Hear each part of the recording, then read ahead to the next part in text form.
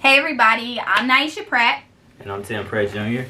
We are here to talk about a subject that is very controversial when it comes to new marriages and just marriages in general. So we wanted to just give our thoughts on this topic. So the topic is, should you merge financial...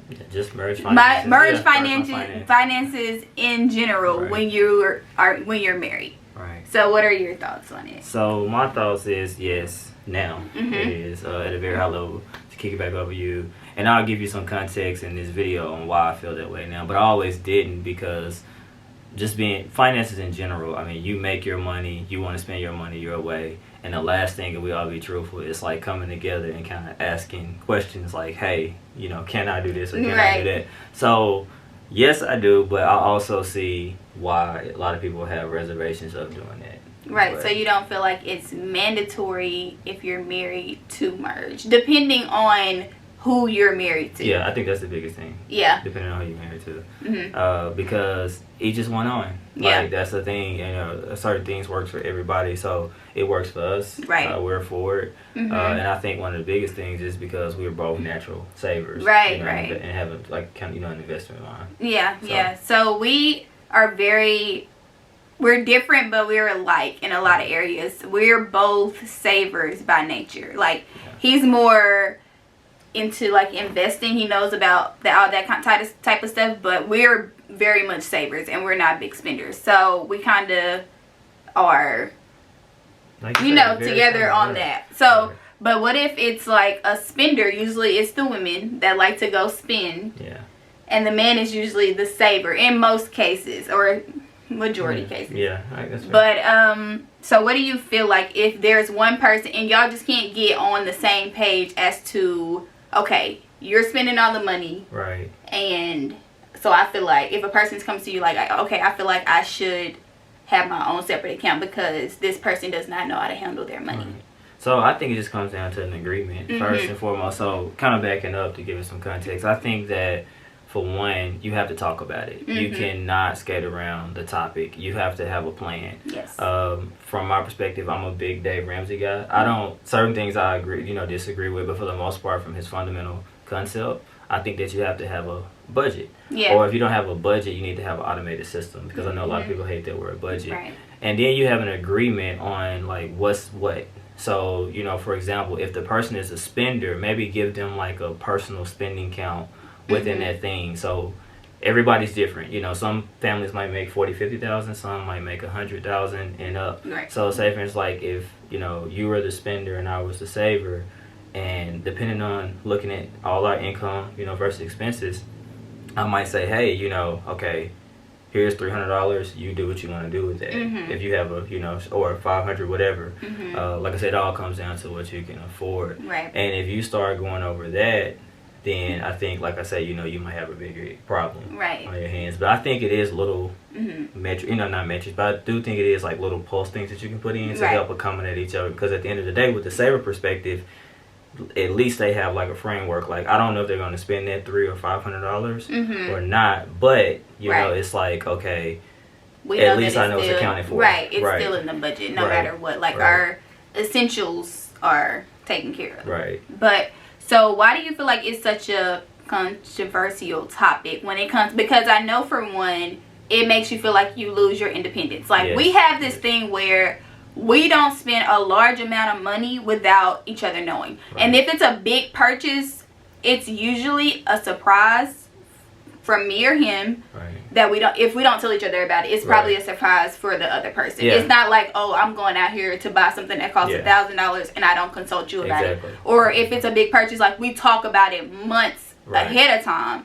So for some people, it's like, oh, he ain't my daddy. Yeah. Oh, I make my own money, so I'm not coming to him. So let's get that out the way. If you're married, you're no longer independent. Exactly. That's so it's like I saw this one article. It's like, you're in the bed with each other and you all have all these ties together, but you got one foot out the door because you don't want to merge your finances. Exactly. No, I agree. And so once again, kind of backing up, from an investment standpoint, like when you get into like Roth retirement, those type of things, I would recommend, you know, those are kind of different entities for tax purposes, stuff like that. That's a whole nother conversation at minimum, but it all goes back to visibility as well. I feel like your spouse should still have visibility so you can know what you're tracking towards. Going back to the point where, you know, the independent culture, even, you know, most guys, it's just like when, you know, you make money, like, you know, like you said, the last thing I want to do is like, hey, I see this, I want it, let me call my wife. Right. You know, like,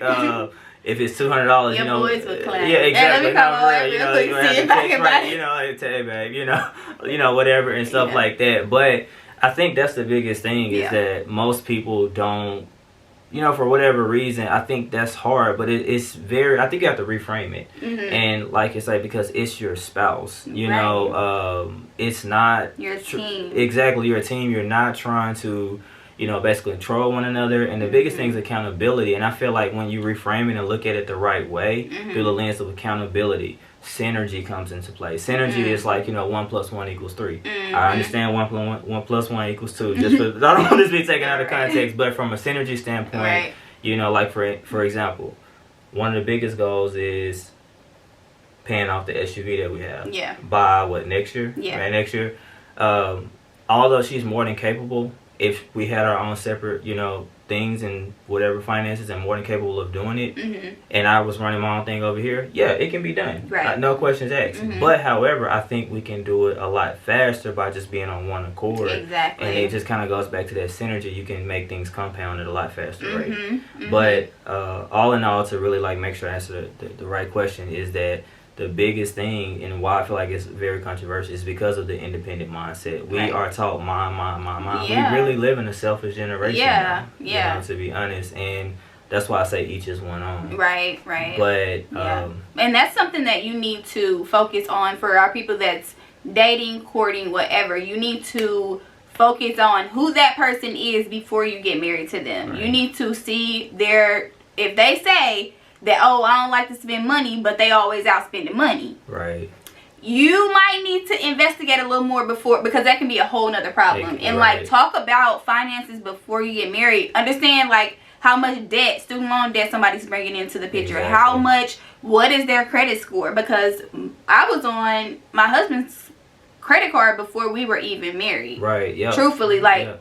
But we were very serious. So I wouldn't recommend that to everybody. But he was focused on helping me build. And also, ladies, find you a man that's going to help you build. Okay? Yes. So, but like another thing is legacy. Even outside of, you know, just the short-term goals we have, like, you know, we were buying a home, short-term goals, paying off our debt and stuff like that. We have to look at it as legacy. Then we're trying to build for our kids, you know. So when you have, I got a bucket over here, you got a bucket over here, and we're both pouring into our buckets, but we're not bringing it together, like eventually, like, we're building our own things instead of building together. That's the truth. That makes sense. Right. And I think, like I say, you're straddling. You know, it's just a lot of things, and I'm not saying that it can't be done, you know, like I say, but however, I just personally believe in primarily with both of us being people of faith, you know, we just see it that way, to come together and, you know, become that oneness, just doing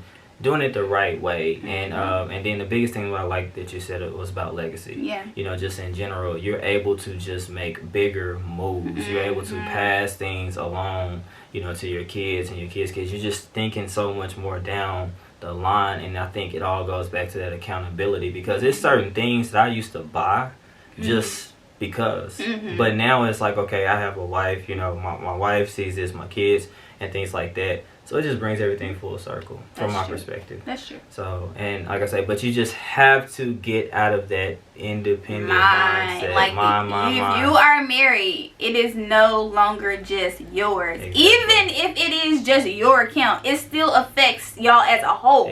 Like, it doesn't matter if we have a different, like, you got account, I got account, it's still gonna impact it. You still under one roof, like, it's all the same. So. And so I think, you know, to kind of wrap this up, I think if you totally disagree with it, you know, from it's not for everybody. We're not saying this is for everybody. If you do, I think that at minimum, what I see a lot of people do, and what I used to recommend when I was kind of really into real deep personal finance coaching, was at checking at minimum. Just have a joint checking where all the household stuff come out of. And if you're doing your own thing and stuff, and you really just want to hold tight, like I said, because it does depend on the person, and then sometimes you can marry an individual and people can change, but the thing is, though, you should see, and one of the main things I just kind of wanted to back up real quick is what you're saying about, if a person is saying they're not a spender, but you see them shopping all the time. I think too, most of us men, like, we can put on a facade as well sometimes. It's like, I'm out here, nice hotels, nice restaurants all the time. What you want? You want something, I got it. Swiping the card. And so if that woman gets accustomed to that, you're dating. That's the facade that you put out there. And another thing is, I see a lot of women that say, I make more money than my man. Yeah. But it doesn't matter who's making more money if it's all going into the same pot. I don't understand it. That's the only way you can differentiate, like, who's making more money. Like, I know my husband makes more money than I do, of course, but at the same time, it's all going into the same pot, so I can't say you spending my money or I'm spending your money. It doesn't matter. We spending money. Like, it's just our money, so. And so as you get pushed more to dreams, like, that could totally change balance that. But the point I want to make real quick on that one is that's barbershop talk. When I used to be in a barbershop, like, guys were all like, how would you feel if you're a woman? And most guys that I hang around, bro, like, it's like, whatever. Like, it doesn't matter. And I think that just comes down from a security standpoint. You kind of have to get out of that old school hierarchical, point of view of things. Exactly, that's true. All right, y'all. So if y'all have any questions, comment down. Let us know your view, your perspective on it. We're not saying that this is the way that it should be for everybody, because every marriage is different.